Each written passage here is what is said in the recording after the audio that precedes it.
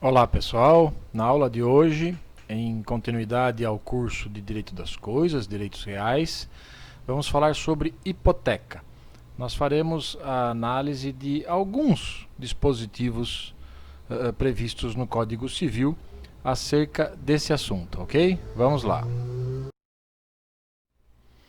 A hipoteca, como vocês já sabem, é uma espécie de direito real de garantia, né? Ela tem por objeto, em regra, coisas imóveis.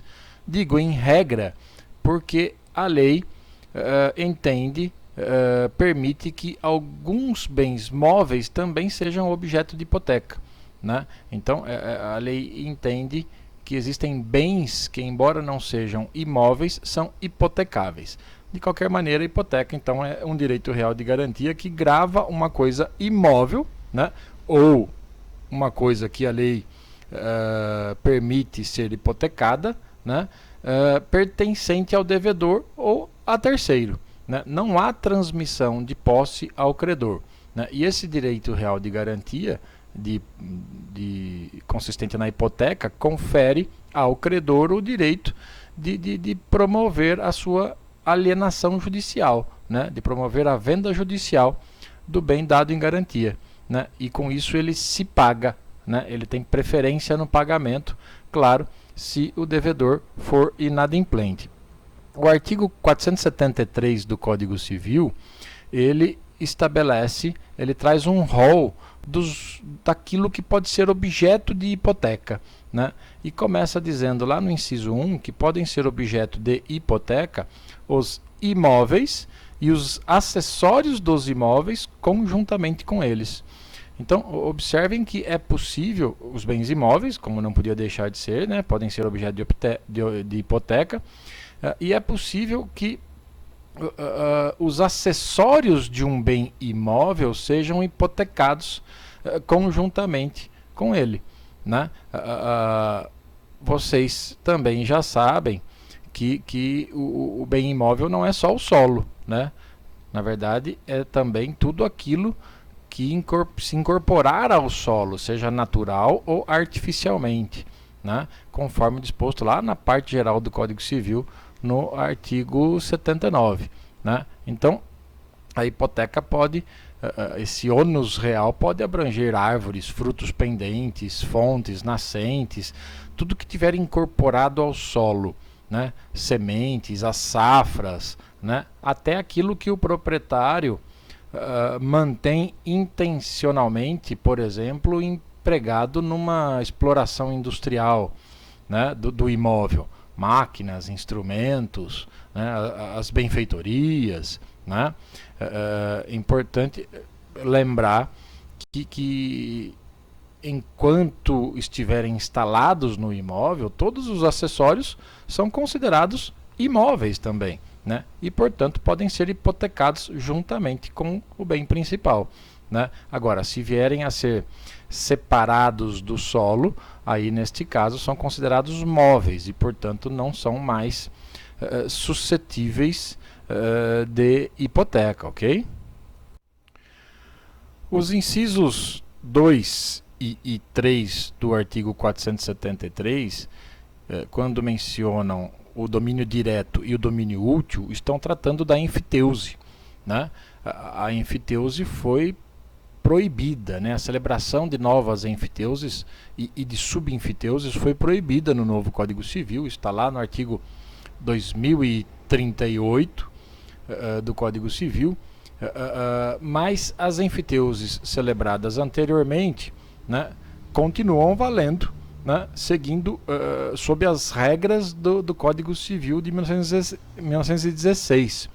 E esse instituto da enfiteuse está regulado lá no Código Civil de 1916, nos artigos 678 a 694. Lembrem da aula da enfiteuse e recordem que a enfiteuse ocorria, surgia quando o proprietário, que era chamado de senhorio direto, atribuía a outra pessoa, essa outra pessoa era o enfiteuta, ou foreiro, como alguns chamavam, né? Então atribuía a outra pessoa, em caráter perpétuo, o domínio útil do imóvel, de um imóvel, né, mediante o pagamento de uma pensão. O que podia ser objeto de enfiteuse eram apenas terras incultas ou destinadas à edificação, né, terras não cultivadas ou não edificadas, né. O que a legislação, no momento em que isso ocorria, né, quando o senhorio, o proprietário do imóvel, atribuía ao enfiteuta a possibilidade dele plantar ou edificar num imóvel seu, ele estava, na verdade, transferindo para o enfiteuta o chamado domínio útil, né, que é justamente esse direito de plantar, de edificar em imóvel alheio, né, em imóvel que pertencia ao senhorio, ao proprietário, né, e o senhorio ficava com o domínio direto. O que o artigo 473 está fazendo é permitindo que esse direito do senhorio direto, né, o seu domínio direto, né, permitindo que esse domínio direto possa ser objeto de hipoteca, certo? O domínio útil, do mesmo modo, ele era alienável, né? A enfiteuse gerava era o direito que mais se aproximava do direito de propriedade, porque o domínio útil podia até mesmo ser alienado, mesmo sem anuência do proprietário, né? Então, justamente por conta dessa possibilidade de alienar o domínio útil, é que também ele pode ser objeto de hipoteca, certo? No inciso 4, prevê a possibilidade de ser objeto de hipoteca também as estradas de ferro, né? A hipoteca de vias férreas tem uma seção especial no Código Civil, né, lá nos artigos 1502 a 1505. O artigo 1502, por exemplo, estabelece que as hipotecas sobre as estradas de ferro devem ser registradas no município da estação inicial da respectiva linha, né? Então tem um tratamento, digamos, especial, um pouco diferente, né? Essa hipoteca de estradas de ferro, de vias férreas, né? Nesta hipoteca é até possível compreender, ou compreende mesmo, né? Os trilhos, evidentemente assentados, até as oficinas, né? As estações que existem no trajeto, ao longo da linha, né? As locomotivas, os vagões, até os imóveis, os edifícios utilizados para o serviço das vias férreas e assim por diante, tá?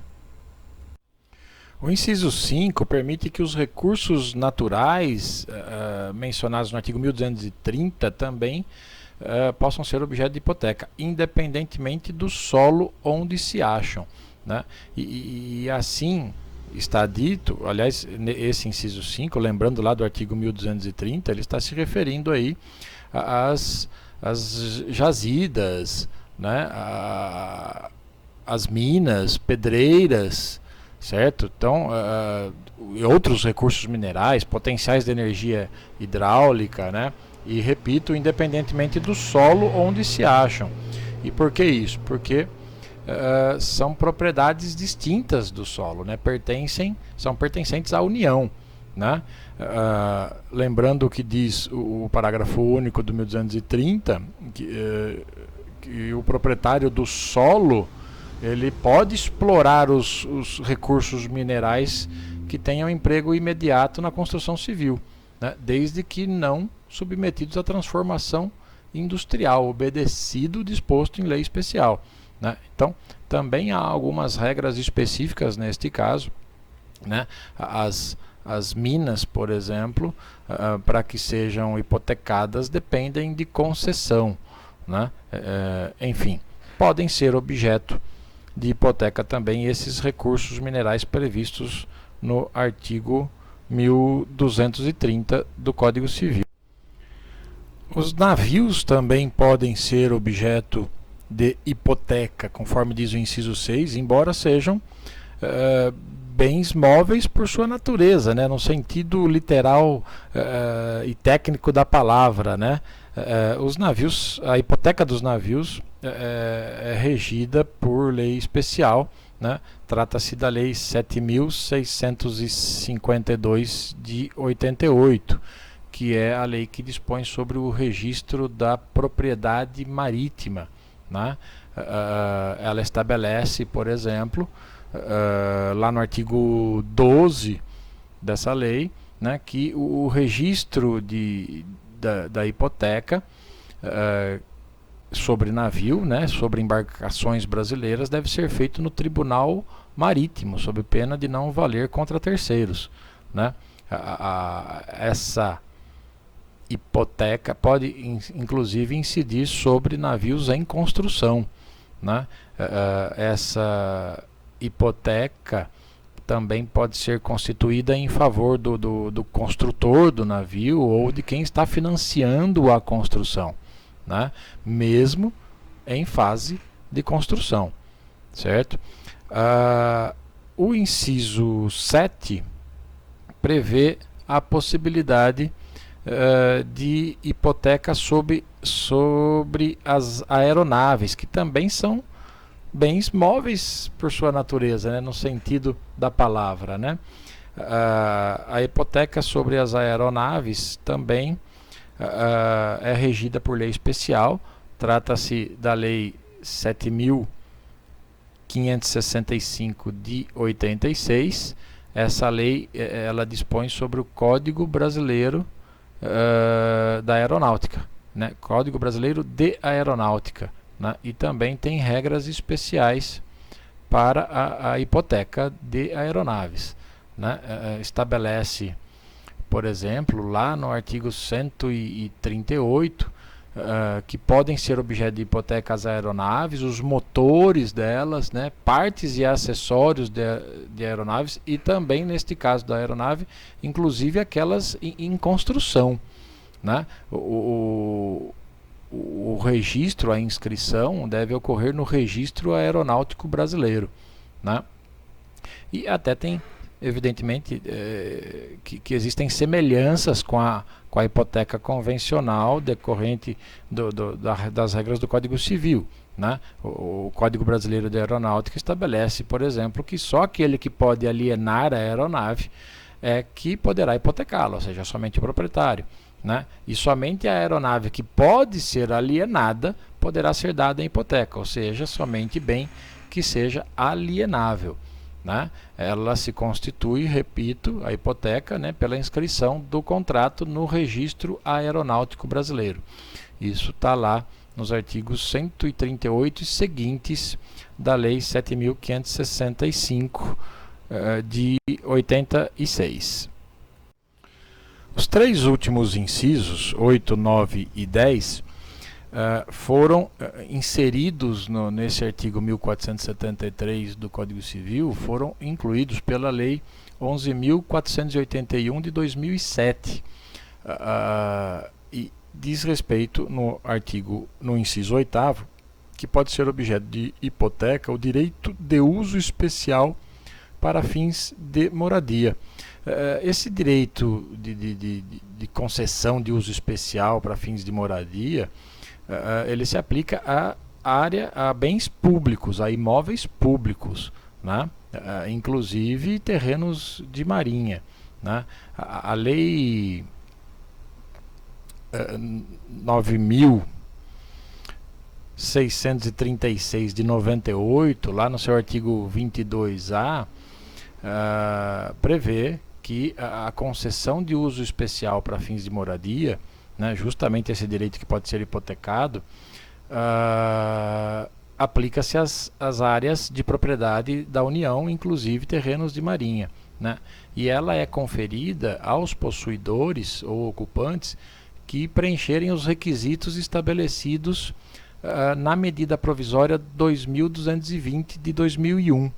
Né? Essa medida provisória, ela traz os requisitos para a pessoa ter direito a essa concessão especial, de uso especial de imóvel público para fins de moradia.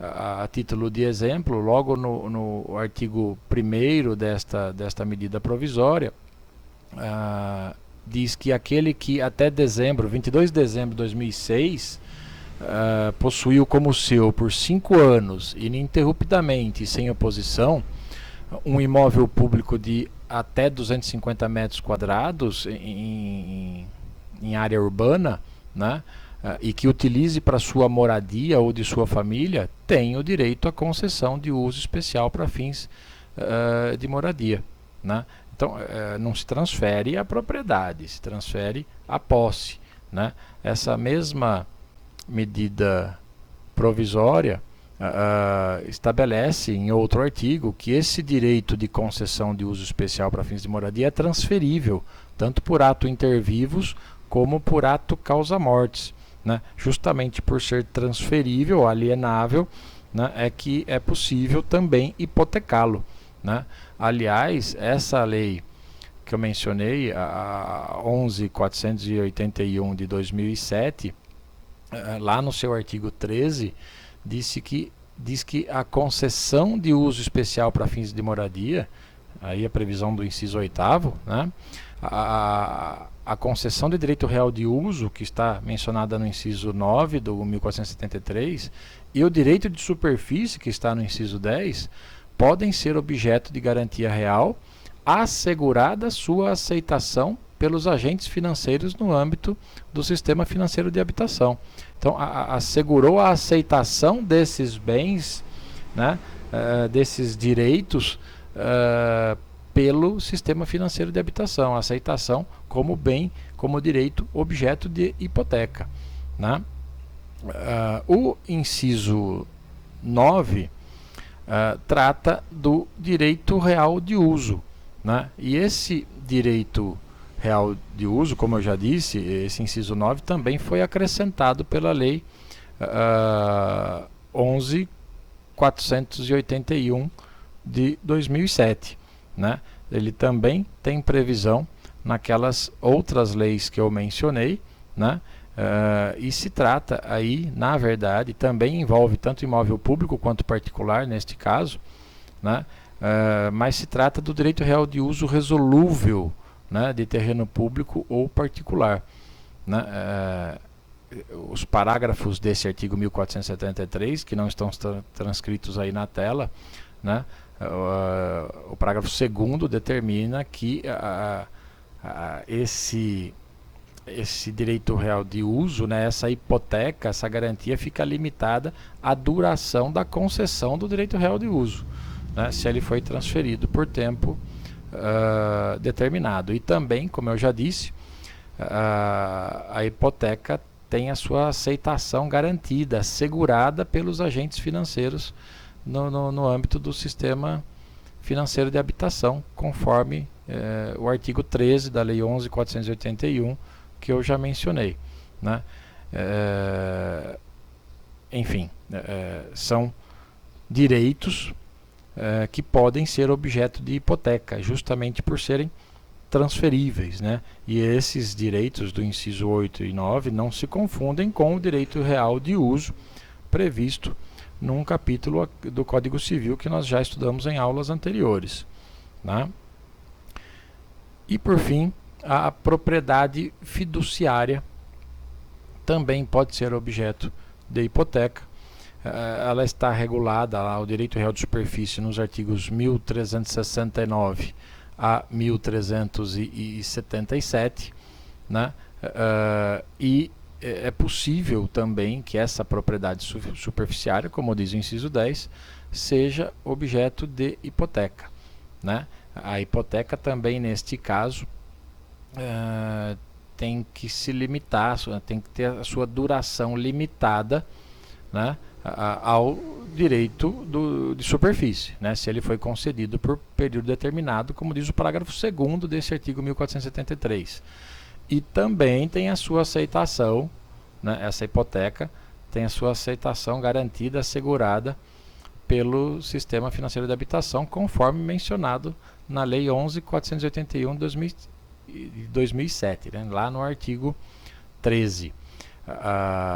Isso ocorre, ou seja, é possível a propriedade superficiária ser objeto de hipoteca, porque a superfície é um direito de propriedade sobre plantações e construções, né? É um direito separado da propriedade do solo, do domínio do solo, né?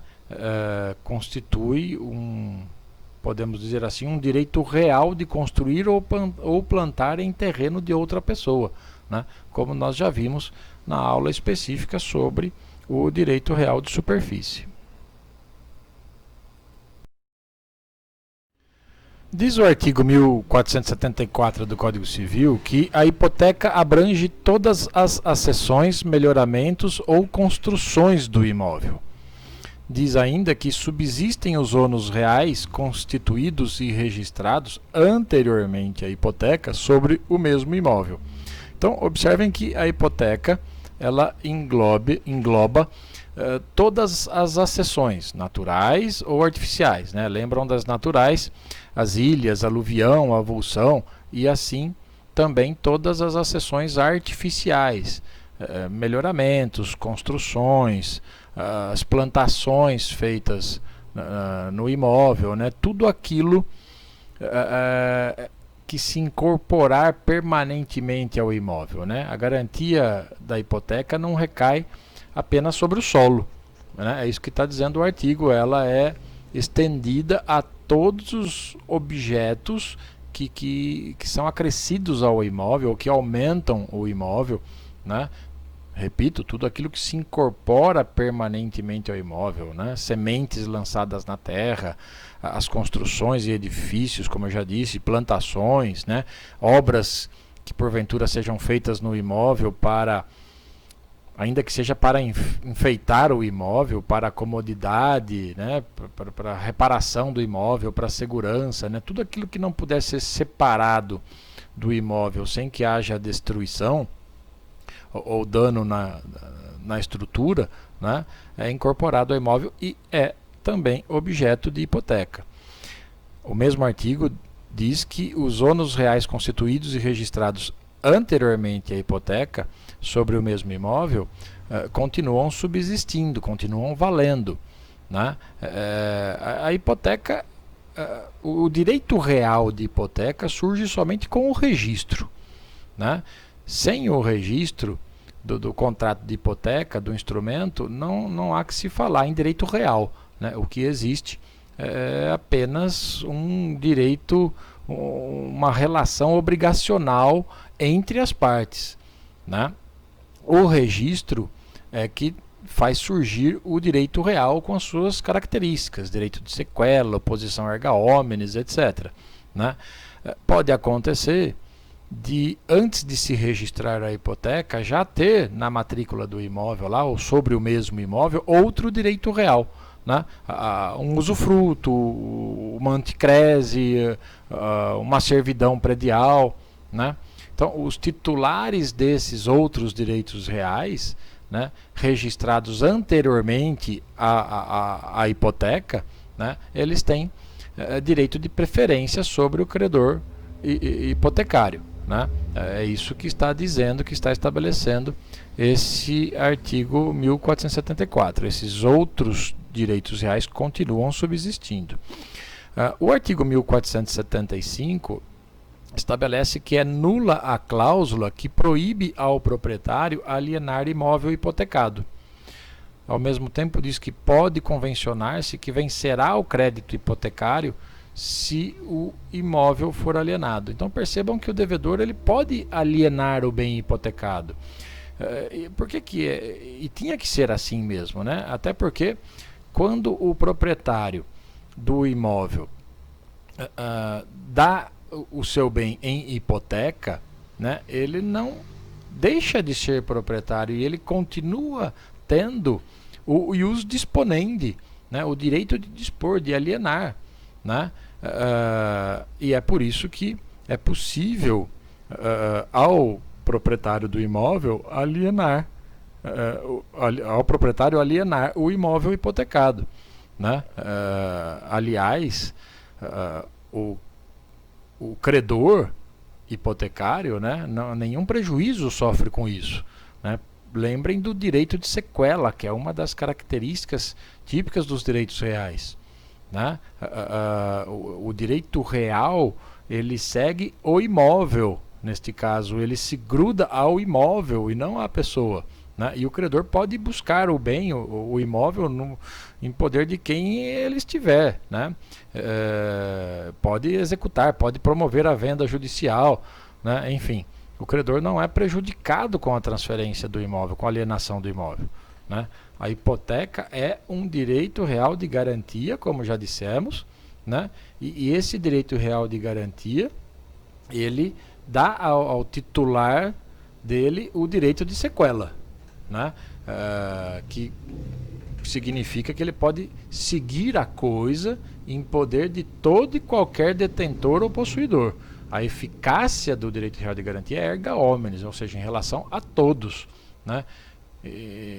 Portanto, mesmo que o bem dado em hipoteca tenha sido alienado, tenha sido vendido a um terceiro, a hipoteca se mantém absolutamente inabalada, né? O credor nenhum prejuízo sofre com isso, né? Porque o bem continua respondendo pela dívida contraída lá na obrigação principal, né?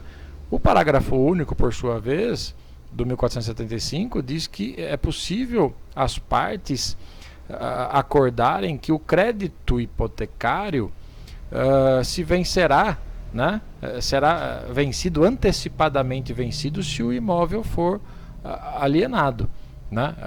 Então, o que está dizendo o parágrafo único é que pode haver um acordo entre credor e devedor, né? Estabelecendo que, se o imóvel hipotecado for alienado, né, ocorrerá o vencimento antecipado do crédito hipotecário, né? Então aí o que acontece é desconsiderar a data estipulada para pagamento, né? E torna exigível de imediato toda a dívida, todo o crédito, né?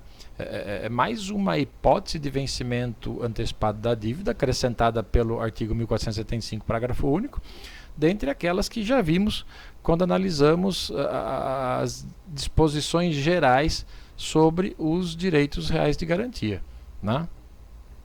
O artigo 1476 estabelece que o dono do imóvel hipotecado pode constituir outra hipoteca sobre ele, mediante novo título em favor do mesmo ou de outro credor. Então está claro aí que o imóvel, um mesmo imóvel pode ser hipotecado mais de uma vez, né? E ao mesmo tempo, seja em favor do mesmo credor, seja em favor de credores distintos, de credores diferentes, em favor de outra pessoa, né? É claro que isso na prática só vai acontecer se o valor do bem dado em hipoteca, se o valor do imóvel for superior ao valor da dívida garantida, né, pela primeira hipoteca, e também for suficiente para cobrir, para garantir o crédito do segundo credor, né? Senão, dificilmente se concretizarão duas hipotecas sobre o mesmo bem, né? Essa hipoteca de um bem, de um imóvel já hipotecado, né, alguns autores denominam de subhipoteca, né? Subhipoteca é uma denominação comumente utilizada. Nós já sabemos que os credores hipotecários, eles têm preferência sobre o bem, né? Os seus créditos têm preferência, né, em relação àquele bem, ao produto da alienação judicial do bem hipotecado, né? Em relação a credores quirografários, em relação a vários outros credores, tem algumas exceções, mas e entre credores hipotecários, qual teria a preferência, né? É por isso que é importante analisarmos agora o que o Código trata, as regras que o Código traz acerca do registro da hipoteca, né, e dessa ordem de preferência. Vamos fazer isso agora. O artigo 1492 do Código Civil, iniciando o assunto sobre o registro da hipoteca, diz que as hipotecas serão registradas no cartório do lugar do imóvel ou no de cada um deles, se o título se referir a mais de um, e que compete aos interessados, exibido o título, né, o instrumento de hipoteca, requerer o registro dela. Como já dito, a hipoteca surge com o registro, né? O direito real de hipoteca nasce com o seu registro. Enquanto a hipoteca não for registrada, não é um direito real, ela não passa, nada mais é do que um crédito pessoal e que vale somente entre as partes, né? O registro, ele tem a finalidade, ele serve para dar publicidade, né? Dar conhecimento a todos os interessados da existência da hipoteca sobre o imóvel, né? Com esse registro da hipoteca, né, surge então a publicidade do ato, né, e é nesse momento, nessa data do registro, que nasce o direito real, né, e aí sim com eficácia erga omnes, ou seja, valendo contra tudo, contra todos, né, e surgindo as características típicas dos direitos reais, que são o direito de sequela e, no caso do direito real de garantia, a ordem de preferência, certo? O registro da hipoteca, diz esse artigo, deve ser feito no cartório de registro de imóveis do lugar do imóvel gravado, né? Do lugar onde se localiza o imóvel, né? E mediante requerimento do interessado e a exibição do título, né? Do instrumento de hipoteca, né? Se nesse instrumento, nesse título, tiver mais de um imóvel hipotecado, onerado, né, situados, localizados em municípios distintos, em comarcas distintas, né, então neste caso o registro deve ser feito em todos os cartórios de registros de imóveis em que os bens estiverem matriculados, né. Imaginem que, para garantir o cumprimento de uma obrigação, eu dei 3 imóveis em garantia hipotecária, né? Um localizado na cidade X, outro na cidade Y e outro na cidade Z, né? Sendo comarcas diferentes, né? Então, esse mesmo título, esse mesmo instrumento de hipoteca deve ser registrado em cada um desses lugares, certo? É isso que está dizendo o artigo 1492, né? Quando ele diz que compete aos interessados requerer o registro da hipoteca, né, esses interessados não são apenas credor e devedor, né? Claro que o credor também é, mas os seus herdeiros podem se qualificar como interessados, eventuais cessionários, né, o devedor também seus herdeiros, né, o fiador do devedor, né, credores outros credores, né, ou outro credor do credor hipotecário, enfim. Os interessados podem apresentar o título para registro, né?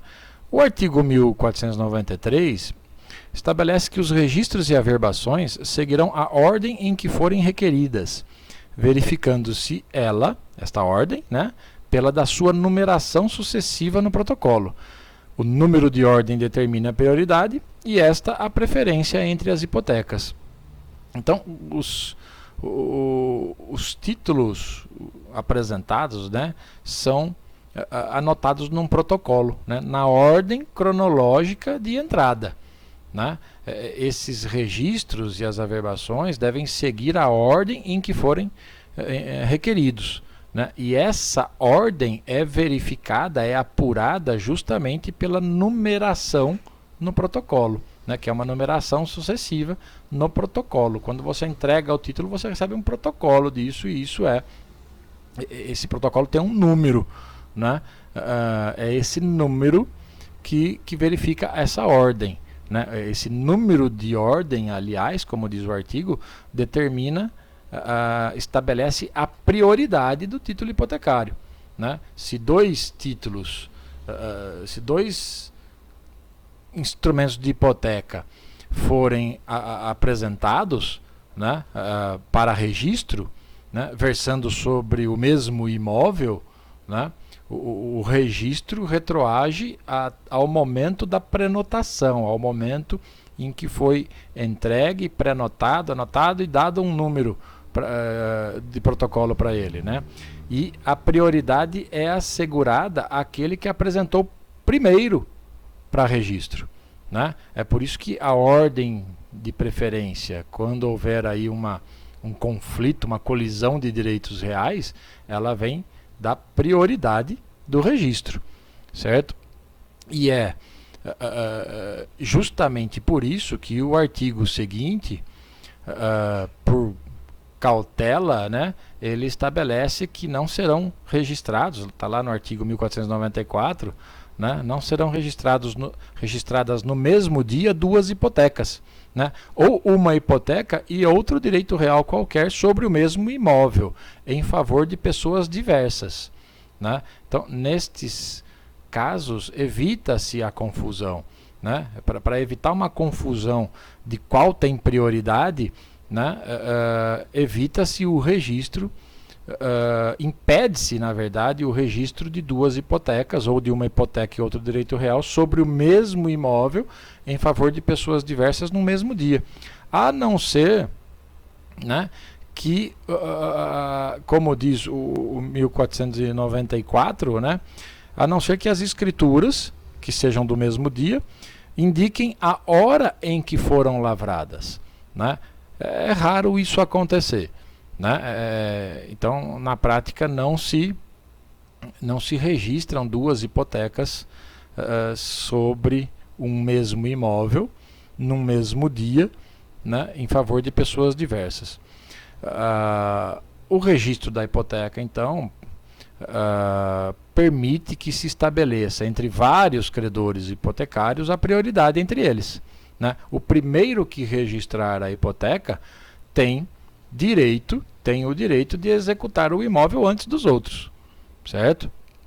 O artigo 1495 estatui que quando se apresentar ao oficial do registro título de hipoteca que mencione a constituição de anterior não registrada, sobrestará ele na inscrição da nova, depois de a pré-notar até 30 dias, aguardando que o interessado inscreva a precedente. Esgotado esse prazo, sem que se requeira a inscrição desta, a hipoteca ulterior será registrada e obterá preferência.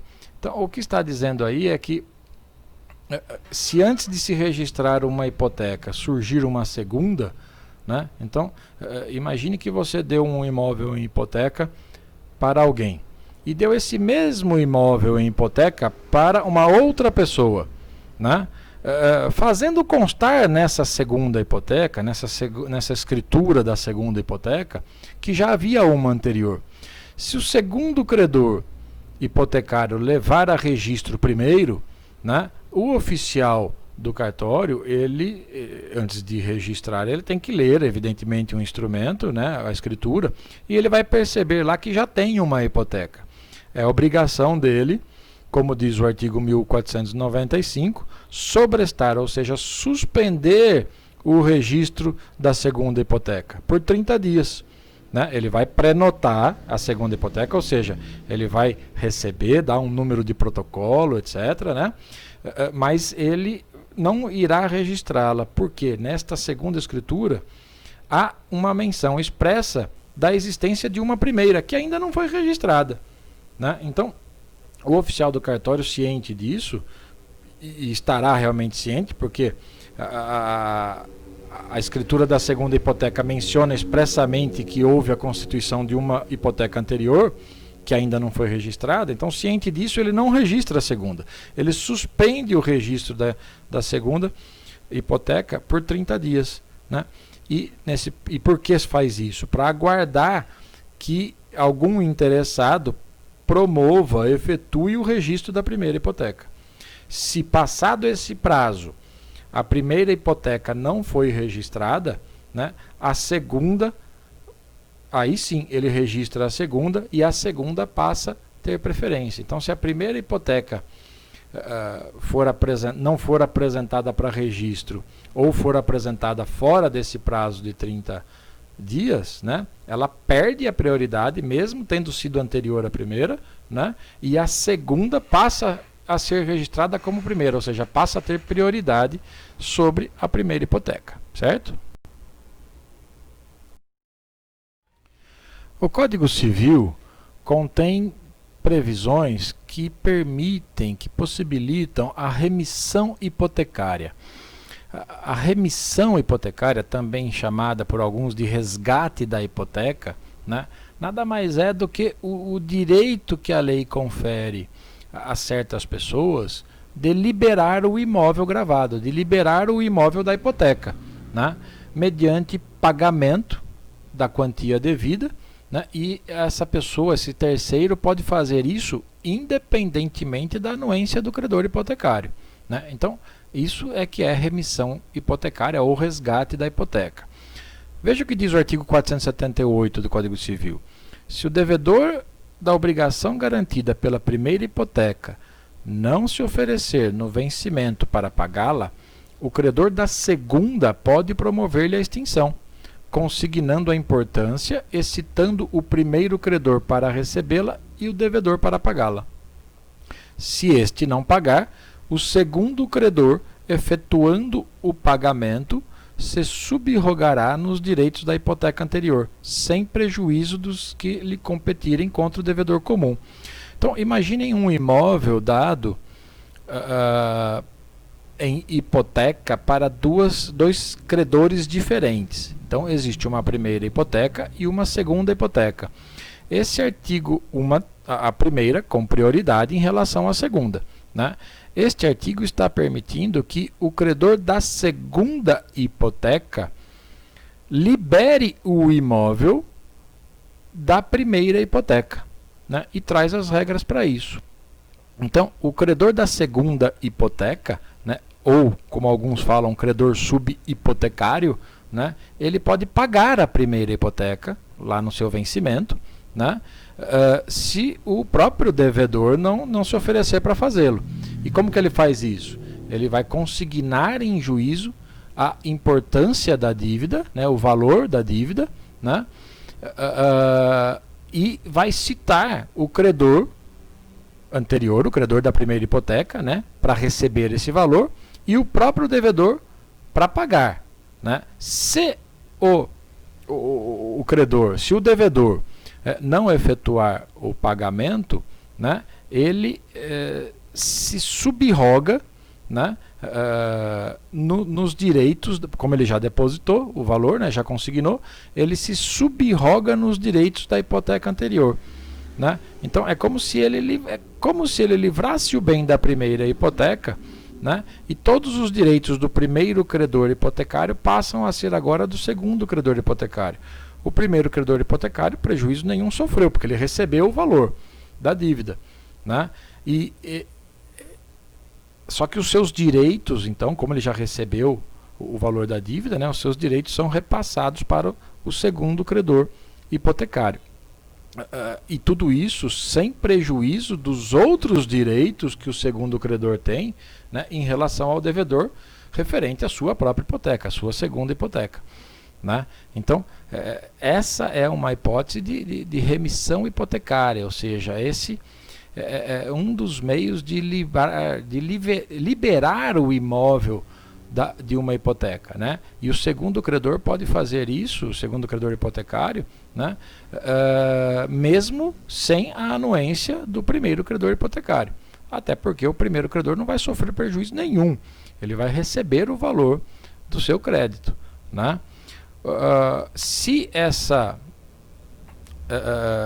o primeiro credor já estiver promovendo a execução da hipoteca, como diz o parágrafo único, né, ou seja, se a primeira hipoteca já venceu e o credor da primeira hipoteca já iniciou a execução da hipoteca, né, da dívida, esse segundo credor hipotecário, além de consignar a importância da dívida, também deve consignar o valor das despesas judiciais dessa ação que está sendo promovida pelo primeiro credor, né? Custas, perícias, se houverem, né? Taxas judiciárias, enfim, né? Além do valor da dívida, também as despesas judiciais. É isso que diz o parágrafo único do 1478. O artigo 1481 também traz a hipótese de remissão hipotecária em outras circunstâncias, né? Nós já vimos que o devedor, né, ele pode alienar o bem dado em hipoteca, né? E vamos supor que ele faça realmente isso, né, para determinada pessoa. Esse adquirente do bem, né, esse adquirente do imóvel hipotecado, como está escrito no 1481, tem o direito de promover a remissão hipotecária, tem o direito de promover o resgate da hipoteca. Em outras palavras, ele tem, se você comprou um imóvel de alguém e um imóvel que havia sido dado em hipoteca, né, você adquirente desse bem hipotecado, tem o direito de livrar esse imóvel da hipoteca, né? Tem o direito de resgatá-lo, liberar o imóvel desse ônus hipotecário, né? Até porque, se não fizer isso, você fica sujeito à execução do imóvel, né? Lembrem que o credor hipotecário tem o direito de sequela, né? O direito dele persegue o imóvel. Então, se você comprou um imóvel hipotecado, né, o credor hipotecário ainda pode tomá-lo de você, se aquele que lhe vendeu não pagou ou não pagar a dívida, né? Mas, enfim, esse adquirente do imóvel hipotecado tem o direito de promover a remissão hipotecária, ou seja, tem o direito de resgatar o bem desse ônus, tem o direito de livrar o imóvel que ele comprou da hipoteca, né? E o que ele deve fazer, né? Ele tem, para exercer esse seu direito de resgate, ele tem que exercer, para começar, no prazo de 30 dias, é um prazo decadencial, né, que é contado da data do registro do seu contrato em que ele adquiriu o bem, né, e ele cita judicialmente o credor hipotecário, né, propondo, né, oferecendo, né, pedindo a liberação do imóvel hipotecado, né, a liberação do imóvel onerado, propondo liberar o imóvel daquela hipoteca, né, e, para tanto, ele vai depositar, ele vai realizar o pagamento da importância de um valor que não pode ser inferior ao preço porque ele adquiriu o bem, né? Então, o adquirente do bem pode promover a remissão hipotecária, consignando em juízo o valor que ele que ficou estipulado, né, para a aquisição do bem, né? Ele adquiriu o bem de alguém pelo valor X. Esse valor ele tem que oferecer ao credor da hipoteca, né? O credor notificado, ele pode não concordar com o valor oferecido, né, pelo adquirente, né, para promover a remissão do imóvel, né? E neste caso ele pode requerer o credor hipotecário que seja feita a venda judicial do bem, a licitação judicial, né, que é feita em asta pública, apura-se o valor real do bem, né, e aí é entregue esse bem a quem oferecer a maior quantia, a quem dar o lance maior, né. O próprio adquirente do bem tem preferência nessa aquisição judicial em relação a terceiros, né? Por outro lado, se o credor hipotecário aceitar a oferta feita pelo adquirente, né, aí o imóvel está livre do ônus real, né, está livre da hipoteca, né? E, claro, uma vez pago, uma vez depositado judicialmente o valor oferecido, né? A sentença judicial libera, nesse caso, a decisão do juiz, nesse caso, libera o imóvel da hipoteca e serve até como título para o adquirente levar a registro, para extinguir lá no registro o ônus que grava o imóvel, né, que o ônus da hipoteca, né? Enfim, o 1481 permite àquele que adquire o bem hipotecado livrar o imóvel da hipoteca, né? É claro que isso somente acontecerá se for conveniente para o adquirente, né? Primeiro, ele vai analisar a conveniência de adquirir um imóvel mesmo hipotecado, né? Porque ele corre o risco de perdê-lo, né, se aquele que está lhe vendendo não pagar a dívida ao seu credor, né? Mas ao adquirir, o imóvel hipotecado, ou se adquirir um imóvel hipotecado, esse adquirente tem o direito de promover a remissão hipotecária, ou seja, de livrar esse bem da hipoteca, né?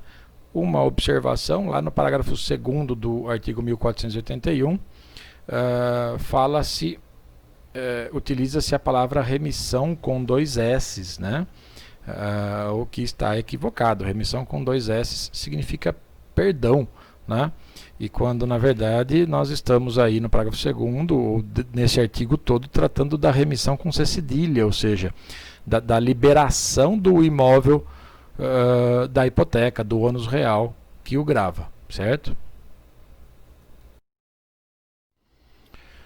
A hipoteca convencional é aquela que evidentemente decorre de um acordo de vontades, de uma convenção, né, de um contrato entre as partes. Mas o Código também prevê a hipoteca legal, né? Esse tipo de garantia, essa hipoteca legal, ela decorre de disposição expressa da lei e não de vontade das partes, né? Não da vontade das partes. Então, ela é imposta pela lei, independe de convenção. Isso é assim porque resolveu o legislador conferir a algumas pessoas, alguns credores, né, uma proteção especial, né, em determinadas situações, né, que são essas elencadas no artigo 1489. Né? Para se constituir essa hipoteca legal, é necessária uma sentença judicial. Né? Existe um procedimento possível judicial que é chamado, né, comumente chamado de especialização da hipoteca legal. Né? Então, feito isso, isso é feito em juízo. Né? A sentença proferida nesse procedimento de especialização da hipoteca legal, ela deve ser inscrita no registro imobiliário e aí se constitui a hipoteca. Né? As hipóteses de hipoteca legal estão elencadas no artigo 1489 do Código Civil, que diz o seguinte: a lei confere hipoteca. No inciso 1, diz que confere às pessoas de direito público interno sobre os imóveis pertencentes aos encarregados da cobrança, guarda ou administração dos respectivos fundos e rendas. Então, observem que a lei está conferindo hipoteca, né, em favor das pessoas jurídicas de direito público interno, União, Estados, Distrito Federal, municípios, autarquias e outras entidades públicas criadas por lei. Né?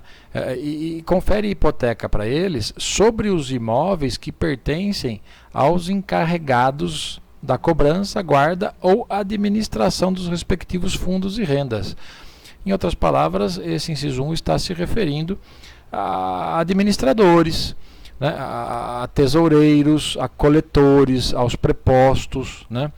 A ideia aí é evitar que funcionários desonestos, né, que arrecadam, que administram, que guardam os bens das pessoas jurídicas de direito público interno, dilapidem seus haveres, dilapidem seu patrimônio, certo? O inciso 2, por sua vez, diz que a lei confere hipoteca aos filhos sobre os imóveis do pai ou da mãe que passaram a outras núpcias antes de fazer o inventário do casal anterior. Né? Então, nesse caso específico do inciso 2, os filhos têm hipoteca, têm essa garantia real sobre os imóveis do cônjuge sobrevivente, né? do viúvo ou da viúva. Né? Quando o viúvo ou a viúva se casa novamente, né? E se casa antes de realizar o inventário dos bens do falecido. Né? A ideia aí é garantir a restituição desses bens aos filhos, né? Garantir o patrimônio deles, né? Evitar confusão patrimonial, né? E até garantir eventual indenização por eventuais prejuízos causados a eles, né? Seja pela perda ou deterioração dos bens que não foram partilhados ainda, né? O inciso 3 diz que a lei confere hipoteca ao ofendido ou aos seus herdeiros sobre os imóveis do delinquente para a satisfação do dano causado pelo delito e pagamento das despesas judiciais. É até relativamente comum isso acontecer, né? Imaginem num crime, um dano causado por um acidente automobilístico decorrente que caracteriza crime, um homicídio, né? Um estupro, né? Se algum crime, por exemplo, resultar em danos à vítima, né? Ou aos herdeiros da vítima, né? Essas pessoas que sofreram os danos, né? Os ofendidos, eles podem se utilizar da hipoteca legal para garantir o pagamento desses danos, né? E de todas as despesas judiciais, né? O inciso 4 estabelece a hipoteca legal ao co-herdeiro para a garantia do seu quinhão ou torna da partilha sobre o imóvel adjudicado ao herdeiro reponente.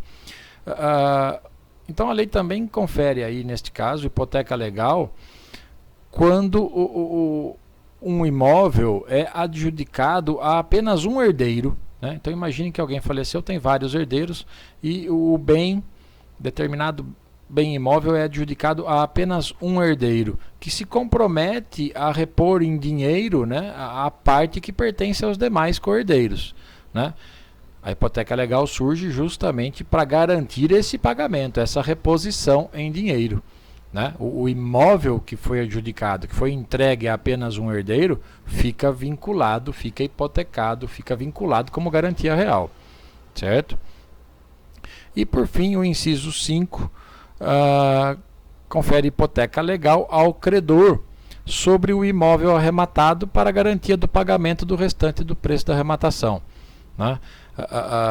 Essa hipoteca legal acaba protegendo o credor do imóvel arrematado, né? Beneficia o credor do imóvel arrematado, porque enquanto não for pago integralmente o preço da arrematação, né, o imóvel arrematado responde pela dívida anteriormente contraída, né? O credor da dívida tem direito à hipoteca legal enquanto não for pago integralmente o valor da arrematação, certo? Eis então a hipoteca legal, as hipóteses de hipoteca legal previstas no Código Civil. O Código Civil não contemplou a hipoteca judicial, né? Mas o Código de Processo Civil de 2015, lá no artigo 495, trouxe regras do que ele chamou de hipoteca judiciária, né? Que é o outro nome da hipoteca judicial. Na verdade, a maioria dos autores trata como hipoteca judicial, mas no CPC utiliza-se a expressão hipoteca judiciária, certo?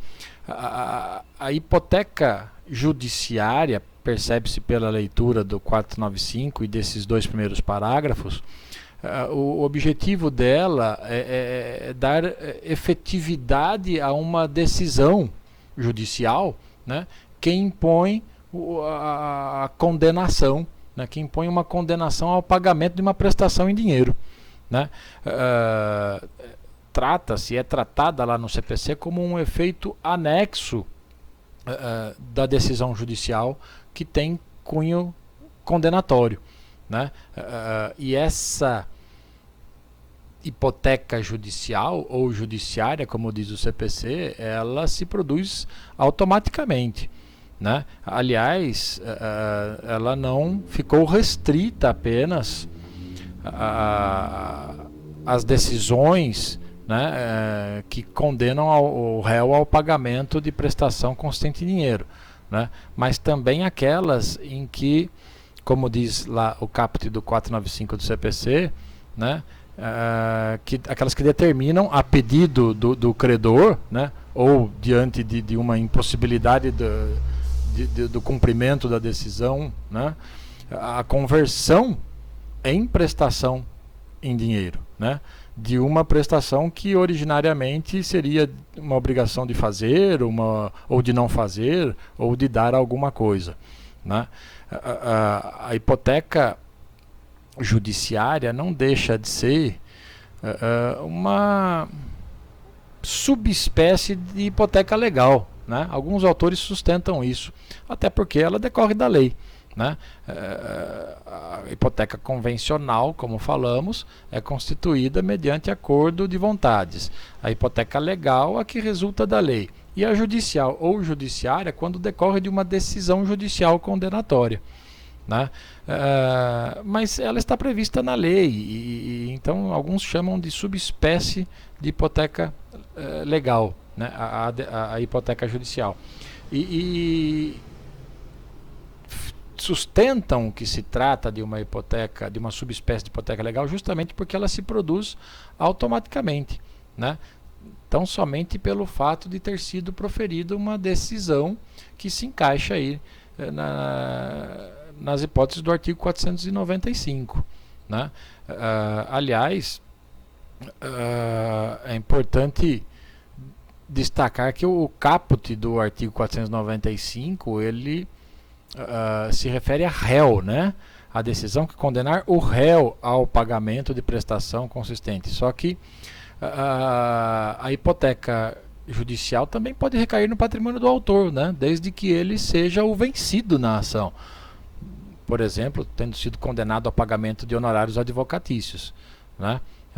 O ideal aí, neste artigo 495, teria sido utilizar a expressão vencido, né? Que condenar o vencido e não o réu, né? Enfim, essa hipoteca judiciária, né, ou judicial, ela é cabível, como se percebe dos textos que estão aí na tela, né?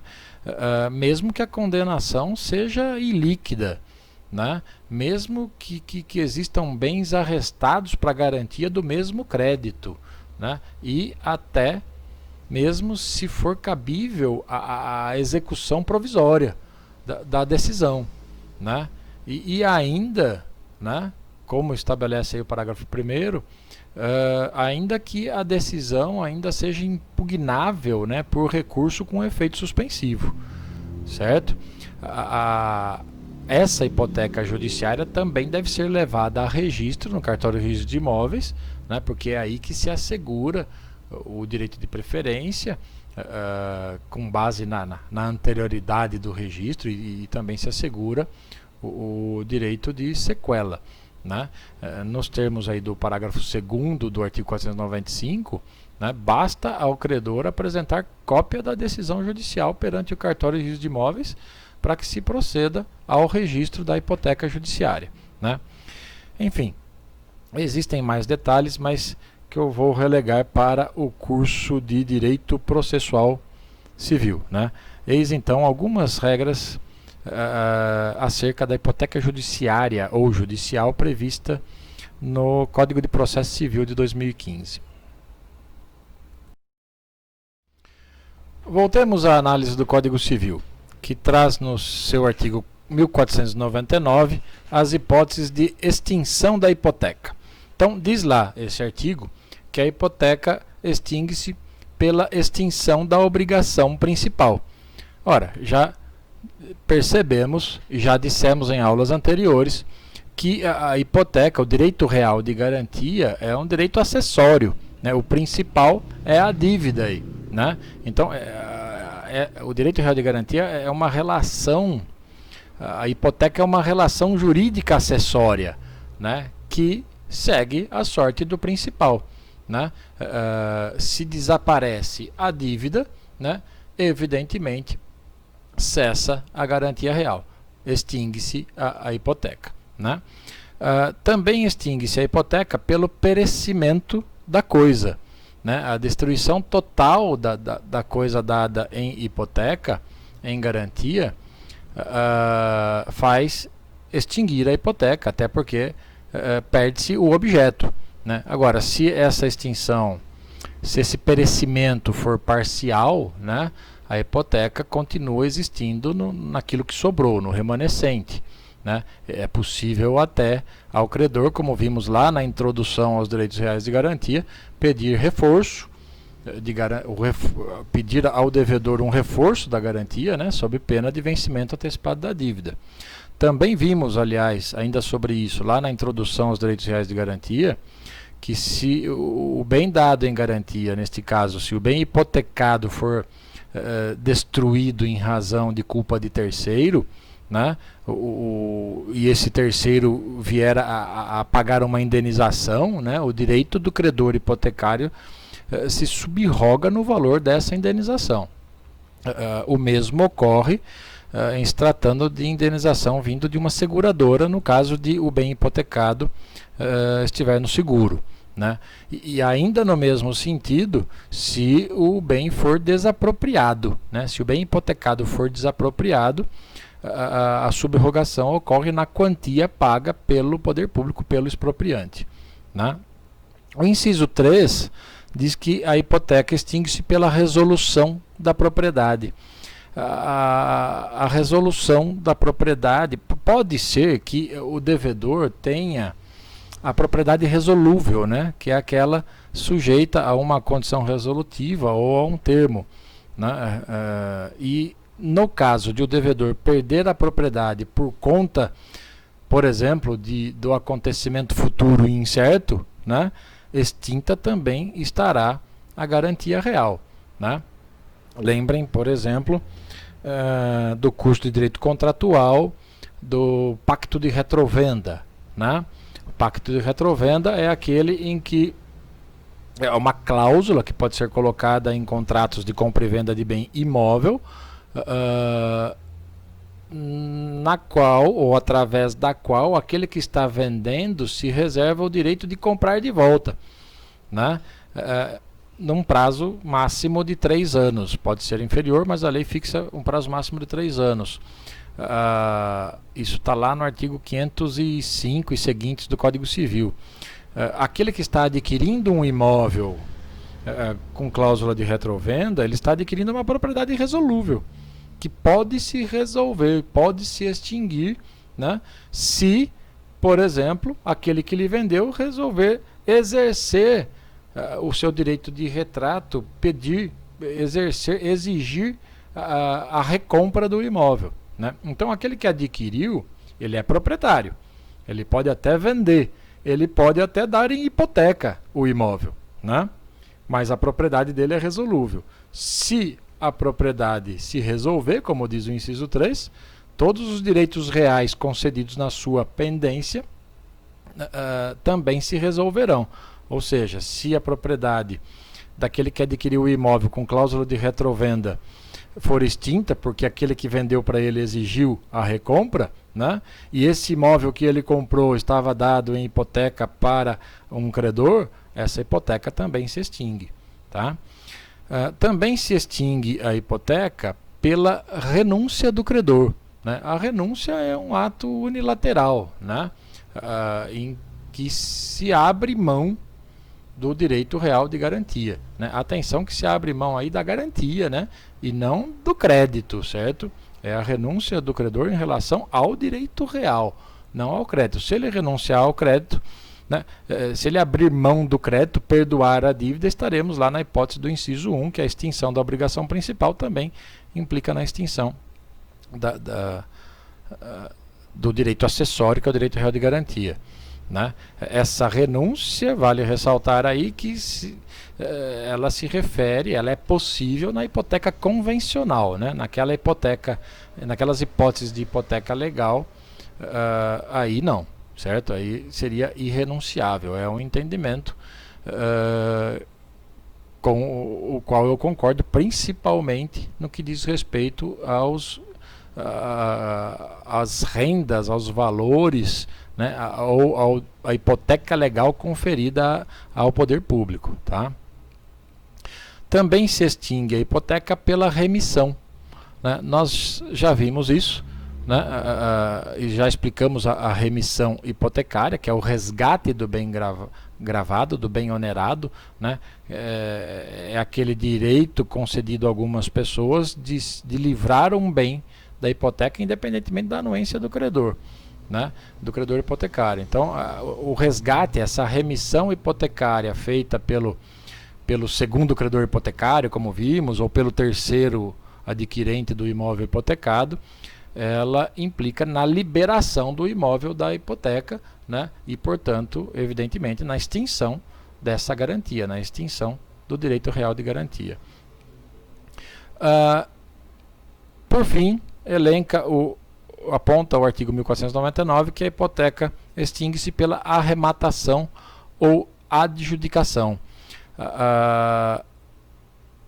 Também são casos de extinção, né? A arrematação do imóvel gravado, do imóvel dado em hipoteca, feita por aquele que dá o maior lance numa asta pública, né? E a adjudicação, aquela requerida pelo credor hipotecário, né? A hipoteca se extingue com o praceamento do bem, né? Quando o imóvel é levado à asta pública na execução hipotecária, né? E aquele que adquire o bem, ele recebe o bem livre e desimpedido, certo? O artigo 1500 diz que extingue-se ainda a hipoteca com a averbação no registro de imóveis do cancelamento do registro à vista da respectiva prova.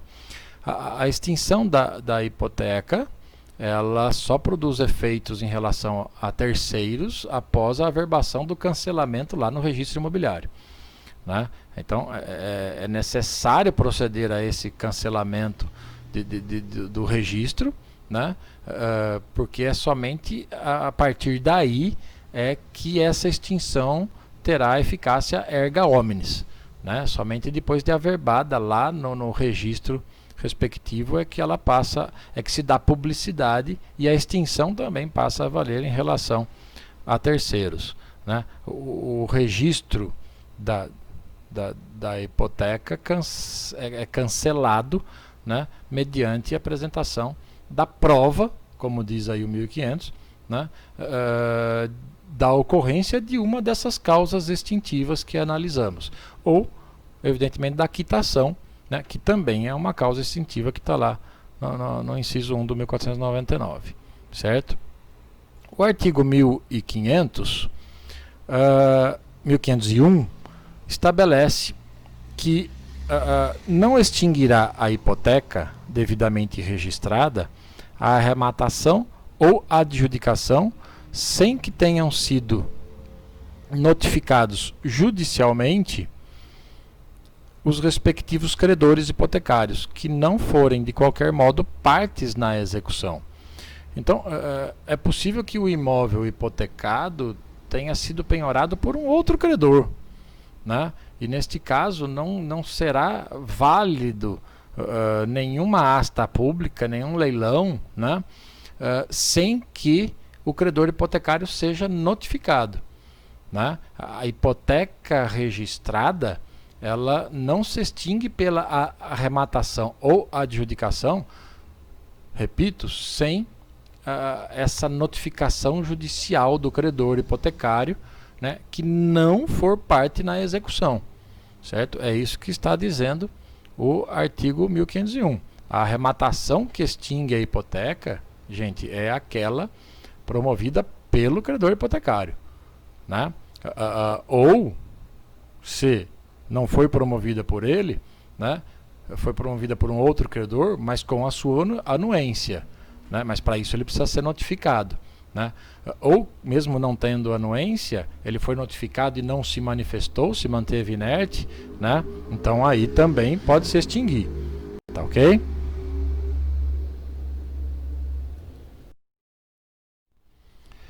É isso, pessoal. Esta foi a aula de hoje, na qual tecemos alguns breves comentários sobre algumas disposições contidas no Código Civil acerca da hipoteca. Valeu? Grande abraço em todos e todas.